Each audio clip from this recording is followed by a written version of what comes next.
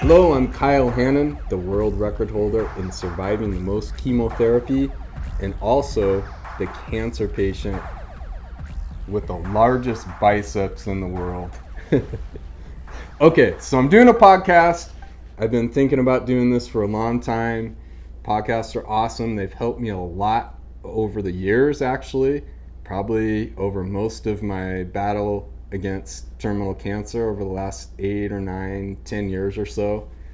And a lot of the time I've put podcasts into my ears with the wireless earbuds, and I've gone to sleep, prospered a lot through them. There's many people that have influenced me and encouraged me over time, so I hope to also be of an encouragement and to bring other people into this podcast that we can learn from and continue to grow together. So, what am I hoping to accomplish in this podcast?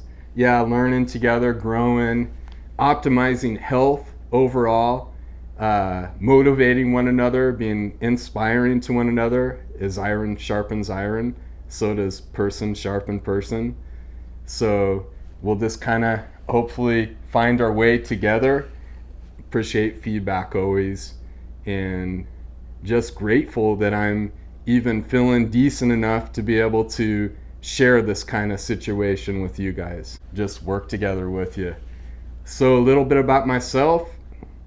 I'm battling cancer still. I'm still considered a terminal cancer patient. I look fairly healthy right now. Kind of healthy, I guess.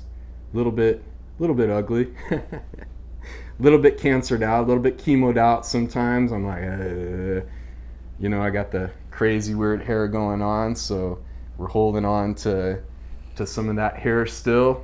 Maybe it's going to come back. Maybe it was just me aging, getting beat up too much with cancer, or maybe it's the chemos that I'm on. So I am in chemotherapy right now. So who am I? Let's see. I grew up in Oregon, mostly in the Portland area. I was just a regular kid growing up. I got in some fights and really like sports. Grew up on most of my life on the base of sort of a little hill mountain with a lot of forest, miles of forest in the backyard. So we grew up building a lot of stuff out there, building bike tracks. We had a whole crew. We'd get up early in the morning and just work all day long. I just loved that feeling of working, and then you had something that you created, and we'd create all these crazy things, half pipes and jumps, and jump way up into the trees and stuff on our bikes. So those were good times. I grew up, I always felt like I loved the state of Oregon. I loved where I grew up, but I always felt like when I visited places like California that I would see blue sky, and I was like, whoa, it's April and there's blue sky. Whereas in Oregon, it's gray sky like 8 months out of the year. And just being able to get out of where I was in that single kind of zone of living in one place your whole life, I just wanted something more. And so when I got the opportunity to travel and live in Malaysia after high school, I really, really grew in that time. So when I was in Malaysia, I lived with a family friend and their family, just awesome people, and I learned a lot. And my host mom at the time, her name was Ani, she had been battling cancer, breast cancer, and she passed on a few years back, and she had planted a lot of wisdom into me that little did I know 20 years later or whatever, it would be helping me. So that experience in Malaysia was awesome. It changed my perspective that I was really yearning for unknowingly to a worldwide perspective. And I fell in love with Southeast Asia. I got to travel a lot when I was there. I embraced the culture. I began to speak the language. I would spend some time in the main city in Kuala Lumpur, KL, and then I would spend most of my time on, the east coast of Malaysia in Kuala Terengganu. And I got to work at resorts and travel around and just kind of live life there. It was a great experience. In the middle of it, I started getting into a little bit of trouble. I was 18, 19 at the time, and my host dad there sent me to jungle boot camp, and I had an amazing experience there. Kind of grew up there a little bit, I think, in the month that I was there. A lot of cool adventures. Came back and then started partying more, partying, hanging out the beaches, traveling, and got into a little bit more trouble, almost got deported, so that's a story maybe for another time. I came back with a totally shifted perspective on the world, as I mentioned. Back to Oregon, I came back with a British accent, which I sort of miss. I like that British accent that I had back then.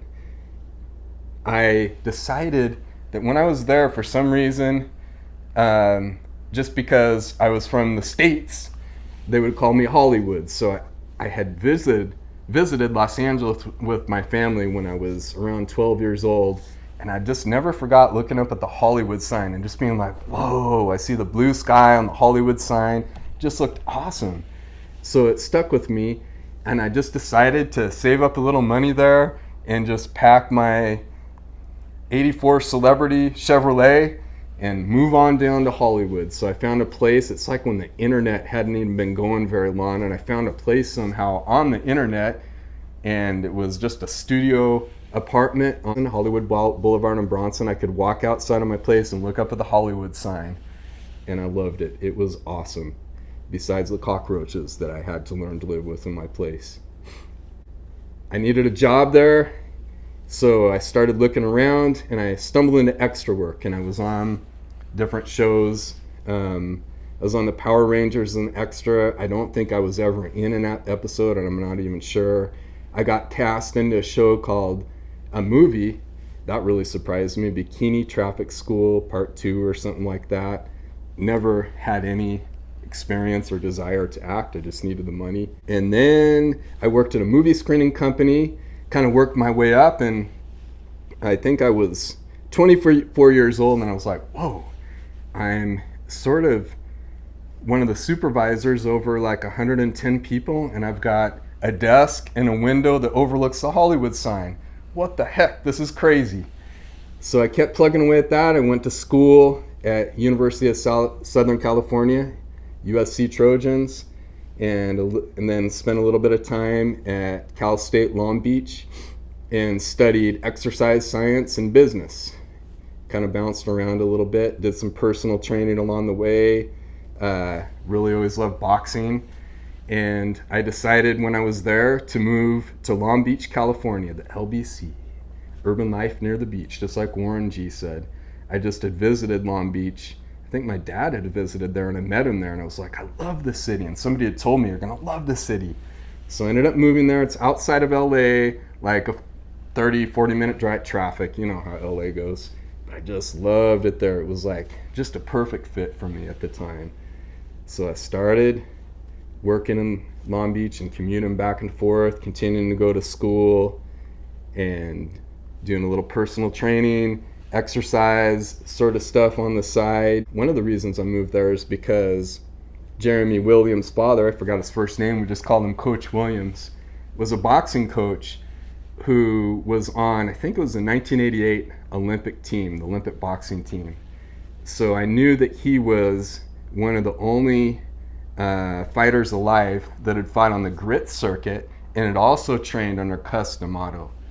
That really excited me, so I joined the gym there and I started boxing, and I think along the way I even started coaching kids stuff. I got involved with different volunteer things. I really enjoyed working with kids. I found out a lot, and I was in a ministry where we went into schools of 4th and 5th graders, and I got to teach the class at the end of the day. So I was working, volunteering, doing a lot of stuff, and doing a lot of chilling on the beach, getting together with my friends. I had a place that was literally across the street from the beach, and we'd set up our video game sets.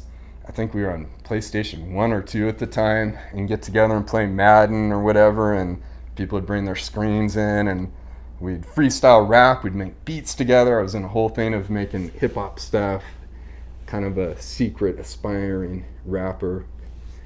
Let's see. So then I got the opportunity to move to Wisconsin. Didn't know anybody there. Long story on the opportunity, but I took it. Ended up becoming the owner of a nutrition store and developed a gym. I was mostly into strongman training. This nutrition store was geared towards sports nutrition. I really enjoyed it. Continued with my exercise science. Since the age, a very young age, since I first remembered, I was very interested in the biomechanics of the body. Wasn't interested in the mechanics of cars or anything else, but I want to know the mechanics of the body. How does the body function? How can you optimize the performance? How can you make a body super healthy and perform to wherever you need it to the maximal level? Then I was in Wisconsin. It was just too cold. I love Wisconsin. Great people. I was in a small town of La Crosse, Wisconsin. And got the opportunity to move to Arizona, where it's super hot. Moved down to Arizona. Became a father, which I absolutely love. Maybe my favorite thing, being a husband to Ara, and then being a father. Just awesome. Love being a dad. Had kids. Then began a career in exercise therapy, posture alignment therapy, and that specialization kind of changed my life and my world, and my career kind of went up. I got to work with some high-profile athletes, and I believe really began to craft my skill that I kind of developed over the years into a very specialized area. And then boom, cancer hit out of nowhere. And I get asked all the time, how did you know you had cancer? I didn't. And I was around a lot of holistic people, and I was in denial. I always heard that chemo will kill you, and you can beat cancer on your own. So when I started to see that I had a little lump growing out the side of my throat, and I was getting sick more often, never really got sick before like that. I was getting sick quite a bit, and I couldn't get it out. Somebody was like, you need to see a doctor. So I saw the doctor, and he said, dude, I think you got cancer. Your numbers are all over the place. You better go to an oncologist. Kind of skipped out on it because I was like, I'm gonna beat this on my own. I started looking around like, how can I beat cancer? I started losing, my teeth started to get infected. I had to get root canals left and right, ended up having some teeth pulled. Went to a specialist, a dentist, and by that point I had also sort of been told that you have cancer, everything lines up, but I didn't have an official diagnosis yet and a pathology report where they surgery and they check it out and do a scan on you and everything.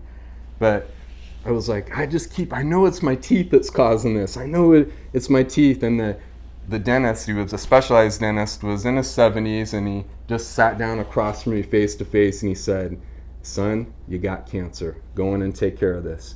And I'll never forget that. Just a wise, caring man.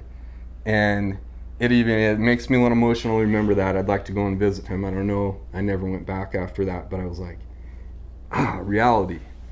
So I went in to the oncologist, and the first thing we did is a whole bunch of tests. If you're a cancer patient, all of a sudden your life becomes your full-time job of testing, nuclear heart test, scans, blood tests, all this new stuff. And it's like, whoa, waiting in places.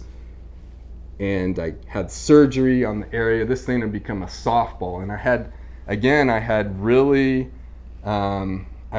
just gone against any kind of cancer treatment. I believed that there was a cure out there already at the time. So I went in for my surgery. It's a little bit of a rough surgery. Then went in and pulled some lymph nodes out and some tissue and stuff because this has grown so big. And in fact, my doctor said before the surgery, how are you breathing still? You can breathe okay? And I had to stop and think about it. I would go running still, but I was having trouble breathing.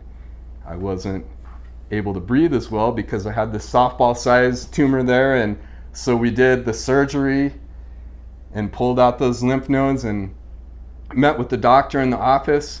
And the first thing he said, son, this is a real shit sandwich. And proceeded to tell me that I had 6 months to live without chemo and a port, and 12 months to live if I did chemo and got a port. I was like, what the heck's a port? So we go forward, and let's see here. How am I doing, babe? I'll edit this out. Okay? All right? I mean, you can move, but don't push the line. Oh, yeah, okay. Because you're pulling the... Okay, So then it set in. I was diagnosed. You got cancer. You got bad cancer. You got the worst. I'm like, what the heck? So one part of me wanted to shrink in and not tell anybody and just go for it and just do my own thing. Another part said, reach out. Reach out all around the world. Find how you can beat this. And one thing that drove me was my boys. And that was the only thing that I couldn't really get past at the time. I was cool. I know where I'm going. I'm good. I don't want to die, but I'm okay. Everything's all right. But the boys, they were 2 and 3 at the time. Shai was 14. So I knew I had spent 6 years with her. I became her dad at 8. And so for the boys, it was tough. I was like, they won't remember their dad. And I met with who's become a very close friend of mine, Keith. He's a pastor, big time pastor now. Great guy, real deal. If you ever want to find one of the few real deal pastors, that's going to be Keith Pavia. So he told me something. He was like, I don't know what to tell you, but when I shared with him about my boys that, hey, they're not going to remember me, it's bugging me. He said, Kyle, how could you ever think you could be a better father than our Father in heaven? And that stuck with me every day. It still sticks with me to this day. It's out of my control. No matter what you believe, I had to move forward and I had to fight and I had to go for it. So I started reaching out all over the world, and I even went into German areas and got somebody to translate for me. I'm looking at groups, message groups, and researching, not sleeping, just trying to find a way that I didn't have to do chemotherapy and I could beat cancer. Along the way, I came across a guy who went by the name Spider, and he helped me. He said, Kyle, you're going to be all right. In fact, when you do chemo, if you're like me, I felt better. He had a cancer, the same cancer at the beginning as mine. And he said, you're going to feel better. Chemo's not going to make you, it's not what you think exactly. It's not going to just make you worse than you are now. In some ways, you're going to feel better, because walking around with this level of cancer, you're not feeling as good as you think. Then he told me, Kyle, have a beer and a pizza tonight. Have a couple beers and just relax. Let everything slow down. Enjoy your time. And that just shifted me big time. And I went forward with my chemos. And then, little did I know, 9 years later, I would embark on this crazy expedition of becoming the world record holder and surviving the most chemo. So now it brings me to this time, and I may have left some things out, but you get the idea. Maybe I went on too long or something, I don't know.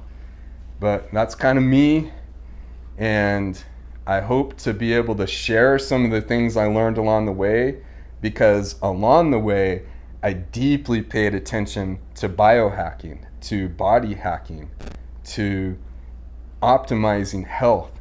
I researched it as it was life and death. I exercised as it was life and death. I worked daily as it was life and death. And I got a hold of my emotions like it was life or death. I reached out to God like it was life or death. I said, are you real? And he showed me he was real.